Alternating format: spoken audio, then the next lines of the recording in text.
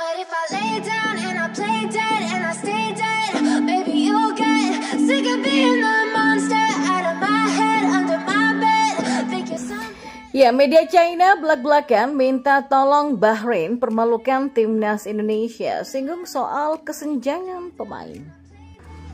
Harga tiket selangit, strategi China supaya supporter Indonesia tidak datang nih.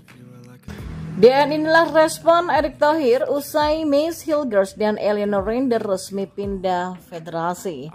Martin Paes adalah kiper timnas Indonesia alami cedera pergelangan. FC Dallas pastikan hanya cedera ringan saja. Simak selengkapnya di sini di Kamus Bola bersama saya untuk Anda.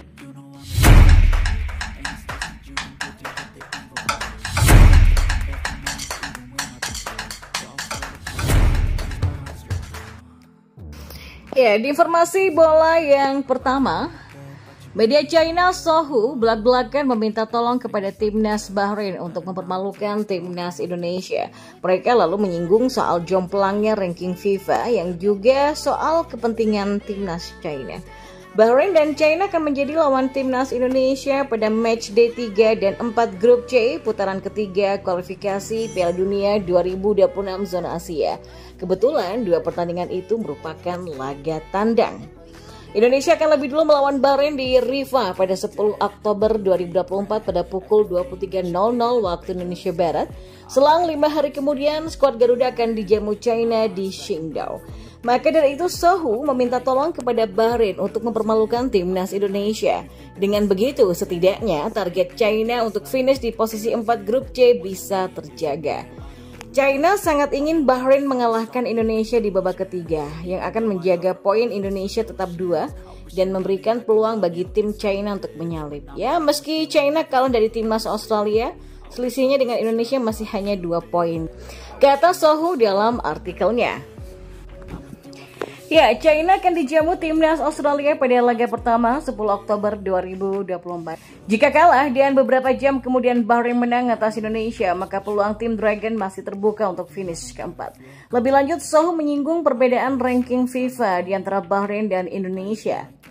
Secara kualitas, mereka yakin kemenangan Muharrabidil Mun di kandang Australia pada matchday Sabtu bukanlah kebetulan belaka. Ada kesenjangan yang jelas antara kedua belah pihak dalam pengalaman kompetisi dan kemampuan konferensif. Konfrontasi fisik yang sangat baik dan kebugaran fisik yang melimpah dari para pemain.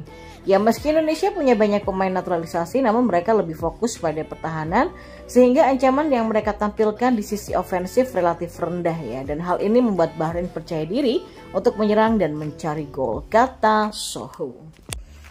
Dan kita beralih ke informasi bola yang lainnya. Ya, China akan menjamu timnas Indonesia dalam pertandingan kualifikasi Piala Dunia 2026 zona Asia di Stadion Qingdao Youth Football pada 15 November 2024. Ya, lokasi stadion itu sangat jauh dari ibu kota China Beijing, yakni sekitar 633 km. Jarak ini diduga menjadi strategi China agar skuad Garuda kelelahan. Namun tidak hanya itu, China nampaknya juga tidak ingin supporter Indonesia datang ke Stadion Qingdao Youth Football untuk memberikan dukungannya.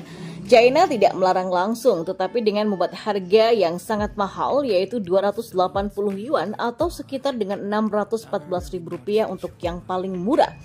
Sementara harga yang paling mahal adalah 1.380 yuan atau 3 juta rupiah. Harga tiket yang dipasang China tentu jauh jika dibandingkan dengan Indonesia. Ya, ketika timnas Indonesia menjamu Australia di Stadion Utama Gelora Bung Karno, harga paling rendah adalah Rp250.000. Namun, cara-cara tersebut tentunya sudah diantisipasi oleh PSSI. Timnas Indonesia saat ini juga dihuni oleh pemain-pemain jempolan untuk bisa meraih kemenangan. Dan kita beralih ke informasi bola yang lainnya. Ketua Umum PSSI Erick Thohir bicara rampungnya perpindahan Federasi Mace Hilgers dan Eleanor Render dari KNVB. Oleh karena itu, keduanya sudah sah untuk berkostum timnas Indonesia.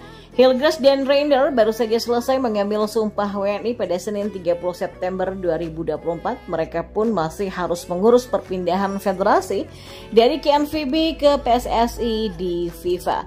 Ya, proses itu diakui Erik telah rampung dan kini keduanya langsung bersiap untuk tampil melawan timnas Bahrain dan timnas China dalam melanjutkan kualifikasi Piala Dunia 2026 zona Asia. Erik pun meminta timnas Indonesia tetap harus membumi meskipun mendapatkan tambahan pemain baru dalam kualifikasi Piala Dunia 2025.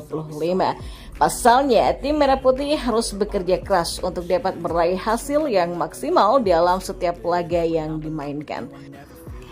Ya, meski begitu kan jangan menganggap ketika lawan Australia atau Jepang dan tim lain, timnas kita langsung diposisikan sebagai lawan yang seimbang.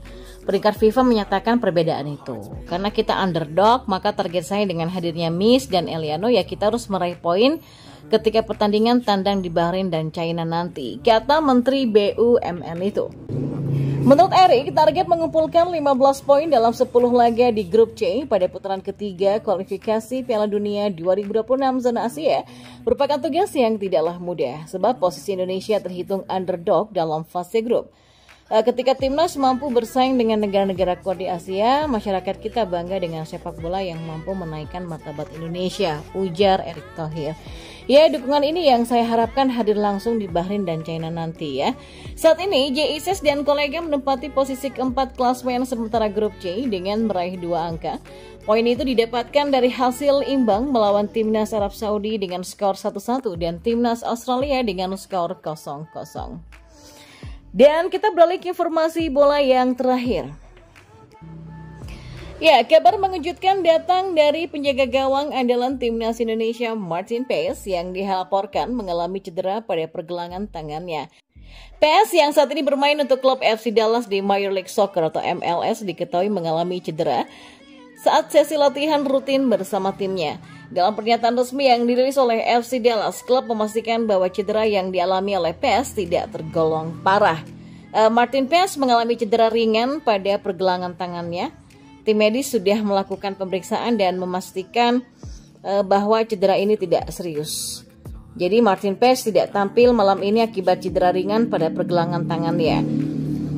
Ya, FC Dallas berusaha meredakan kekhawatiran para penggemar sepak bola Indonesia setelah Martin Paes mengalami cedera menjelang pertandingan timnas Indonesia melawan Bahrain pada matchday ketiga grup C kualifikasi Piala Dunia 2026 zona Asia yang digelar pada Kamis 10 Oktober nanti. Ya, klub Major League Soccer atau MLS tersebut mengkonfirmasi bahwa Paes hanya mengalami cedera ringan saja. Cedera ini membuat para penggemar timnas Indonesia sedikit cemas ya, mengingat peran vital Paes dalam beberapa laga internasional terakhirnya. Namun dengan konfirmasi dari klub bahwa cedera ini ringan, ya diharapkan Paes dapat kembali memperkuat gawang timnas Indonesia dalam waktu dekat. Sementara itu, FC Dallas akan melanjutkan kompetisi MLS dengan mengandalkan penjaga gawang cadangan selama Paes menjalani pemulihan.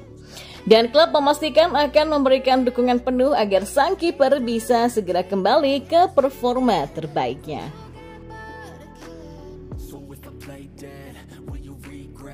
Everything that you did, that you said, I don't think you understand